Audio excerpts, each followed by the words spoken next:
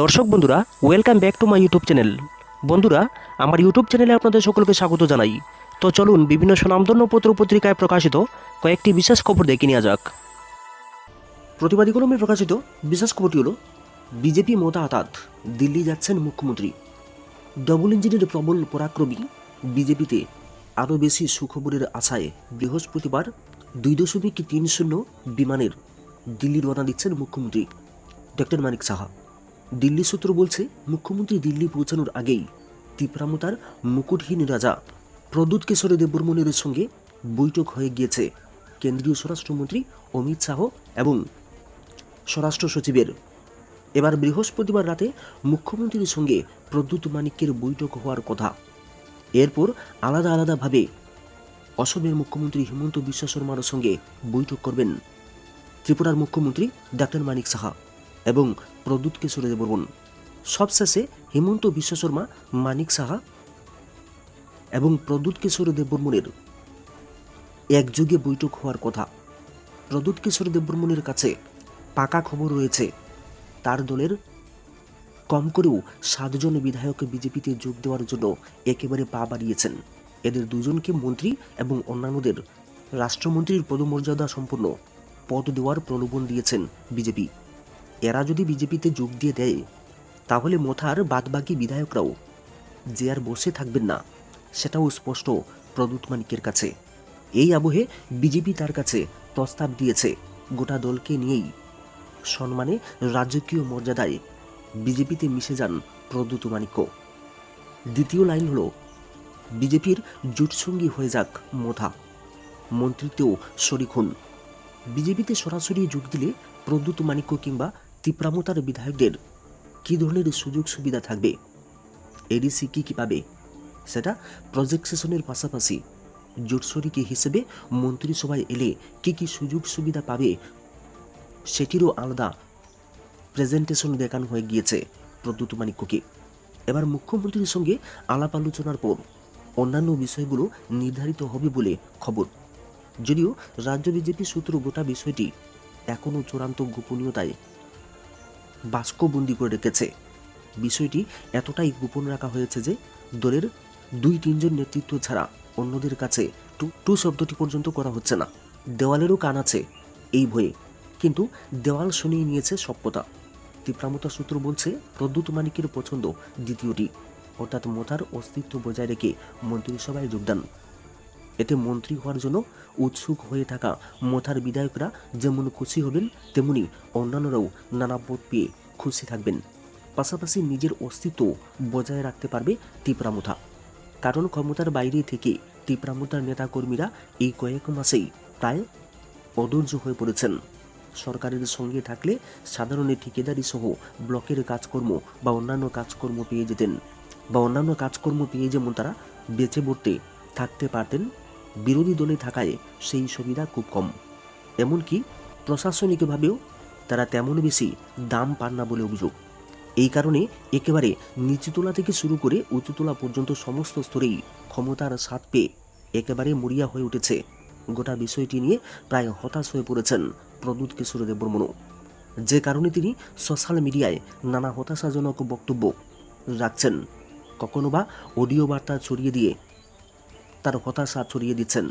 কারণ তিনি দেখতে পাচ্ছেন যে আবেগে ভর করে দলকে এই জায়গা পর্যন্ত টেনে এনেছেন, এখন আর তার সঙ্গী সাথীরা সেই আবেগের চেয়ে কিছু পাওনার জন্য উৎসুক হয়ে রয়েছেন। কারণ তারাও বুঝতে পারছেন, আবেগ দিয়ে নির্দিষ্ট একটা অংশকে বশ করে রাখা গেলেও বেশিরভাগ নেতারাই বাস্তবের মুখোমুখি হতে চান। তারা বোঝাতে চান, আবেগ দিয়ে আর পেট ভরে না। গ্রেটার টিপ্ল্যান কিংবা সাংবিধানিক সমাধান যে তাদের বেঁচে পড়তে থাকার কোনো উপায় নয়, বরং থিওরিটিক্যাল স্লোগান। এটা এলিট জনজাতিদের কাছেও স্পষ্ট। ফলে দলের ভেতরে প্রবল চাপের মুখে রয়েছেন প্রদ্যুৎ মানিক্য।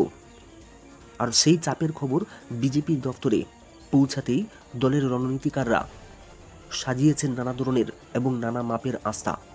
যেখানে ঢোকার রাস্তা সহজ, বেরোনোর রাস্তা আর নেই, সেই রকমই নানা মাপের নানা ধরনের আস্থাকে সামনে রেখে প্রদ্যুৎ মানিক্যের সঙ্গে বৈঠক চলছে একেবারে শীর্ষস্তরে। এবার সেই বৈঠকের শরিক হতে যাচ্ছেন রাজ্যের মুখ্যমন্ত্রীও। বৃহস্পতিবার বেলা 2:30টায় বিমানে শুভ সংকল্প নিয়েই তিনি দিল্লির দিকে রওনা দিচ্ছেন। সবকিছু ঠিকঠাক থাকলে দিল্লিতে গিয়ে তিনি বড়সড় ঘোষণা দিতে পারেন বলে খবর।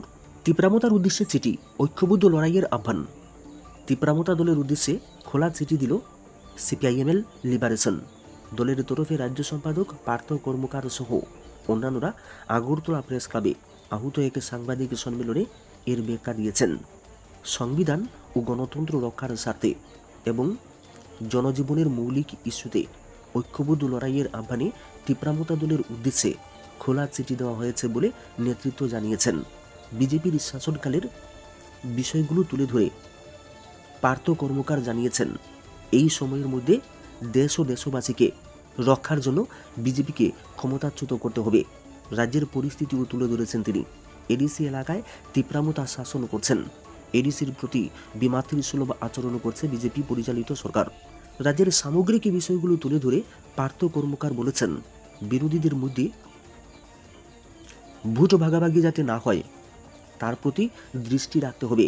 লোকসভা নির্বাচনে মথাকেও গুরুত্বপূর্ণ ভূমিকা নিতে হবে। 2023 সালের বিধানসভা নির্বাচন থেকে শিক্ষা নিয়ে 2024 সালের লোকসভা নির্বাচনে যাতে বিজেপি বিরোধী ভোট ভাগাভাগি না হয় সেই দিকে গুরুত্ব দিতে হবে প্রত্যেককে। তীব্রামতাকে দায়িত্ব নিতে হবে। প্রধান বিরোধী দলের মর্যাদা পেয়েছে তীব্রামতা, এই দিক থেকে মথার দায়িত্ব বেশি। পার্থ কর্মকার দাবি করেছেন 2024-এ যদি বিশেষ করে বিজেপি ফের ক্ষমতায় আসে তাহলে ভারতের সংবিধান বলে আর কিছুই থাকবে না। তিনি রাজ্য এবং দেশের পরিস্থিতিও তুলে ধরেছেন। বিজেপি বিরোধীদের বিরুদ্ধে ইডি, সিবিআই, ইনকাম ট্যাক্স ডিপার্টমেন্টকে কাজে লাগাচ্ছে। কংগ্রেস দলের ব্যাংক অ্যাকাউন্ট ফ্রিজ করা থেকে শুরু করে নানা বিষয়ে তুলে ধরে বিরোধী দলগুলোর ঐক্যবদ্ধ লড়াইয়ের আহ্বান রাখেন সিপিআইএমএল লিবারেশন রাজ্য সম্পাদক পার্থ কর্মকার। 62 কোটি টাকার ব্যবসা দিনমজুরের।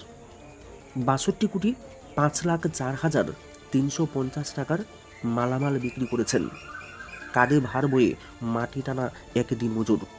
তার একটি বিধিবদ্ধ ব্যবসায়ী প্রতিষ্ঠান আছে, মেসার্স শ্রীরাম ট্রেডার্স। কাগজপত্রের তত্ত্ব এমনই। দিনমজুরের নাম শ্রীরাম সরকার। তার বাড়ি গোর্খাবস্তি এলাকায়।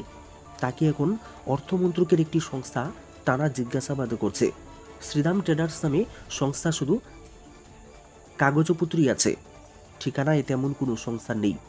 সরকারকে goods and services tax, GST ও ইনকাম ট্যাক্স, আইটি ফাঁকি দিয়ে কোটি কোটি টাকা ফাও কামিয়ে নেওয়ার চক্রের কাছে দিনমজুর শ্রীরাম ফেঁসে গিয়েছেন বলে অভিযোগ রয়েছে। কলাটা মুলাটা দিয়ে তার নামে খোলা হয়েছে বাণিজ্যিক সংস্থা। তাকে বিভিন্ন সরকারি সুবিধা পাইয়ে দেওয়ার টুক দেওয়া হয়েছে। তার নামে তৈরি করা হয়েছে জিএসটি নম্বর। শ্রীরাম ট্রেডার্সের নামে রাবারের ব্যবসা হয়েছে। ফাঁকি পড়েছে কোটি কোটি টাকার ট্যাক্স। শুধু একটি হিসেবেই দেখা যায় যে 3,10,25,218 টাকার কর ফাঁকি দেওয়া হয়েছে। মেসার্স সন্দীপ ট্রেডার্স নামে একটি সংস্থার বিরুদ্ধে ভুয়া ইনভয়েস দেওয়ার বিষয়ে তদন্ত শুরু হয়েছে। তদন্ত করতে বেরিয়ে আসে মেসার্স আমন স্টোর্স মালিক আমনজয় জমাতিয়া ও মেসার্স প্রেম এন্টারপ্রাইজ মালিক ফাই সৈকাং জমাতিয়া নামের আরও দুটি অস্তিত্বহীন সংস্থার নাম। এই সংস্থাগুলির নামে ভুয়া জিএসটি বিল করে আয়কর ফাঁকি দেওয়া হয়েছে জিএসটিও। আদতে কোনো ব্যবসায়ী হয়নি, কাগজে কাগজেই বেচা কেনা। এভাবেই বেরিয়ে আসে শ্রীরাম ট্রেডার্সের নামও। শ্রীরাম ট্রেডার্সের নামে ভুয়া ইনভয়েসের থেকে 1,38,14,060 টাকা পাঠানো হয়েছে ট্যাক্স ক্রেডিট হিসেবে। শ্রীরাম ট্রেডার্সেরও কোনো অস্তিত্ব নেই। শ্রীরাম সরকারের সাথে বিনয়দেব নামে একজনের একটি ঘর ভাড়ার চুক্তি তৈরি করা হয় 3 বছরের জন্য। দেখানো হয়েছে মাসিক ঘর ভাড়া 3,700 টাকা। এইসবই ভুয়া কারবার। দেখা গিয়েছে এক একটি চালানে 15 কোটি টাকা, 11 কোটি টাকা এইরকম বড় বড় অঙ্কের লেনদেন দেখানো হয়েছে। মাতারা ট্রেডিং হারাদন দেবনাথ, কুনিপ্পা রাক্কালাম সুধাকরণ, বিজয় কুমার খান্না, গণপতি জেনারেল ট্রেডিং, মা পুষ্প রাবার ট্রেডার্স এইরকম বিভিন্ন নামের সংস্থার সাথে লেনদেন দেখানো হয়েছে। এমন কারবার বহুদিন ধরেই চলছে। মাঝে মাঝে বিক্রয়কর দপ্তরের কর্মীরা এমন কিছু কিছু চক্রকে চিহ্নিত করলেও কার্যত তাদের পক্ষে কোনো ব্যবস্থা নেওয়া অসম্ভব হয়ে দাঁড়ায়।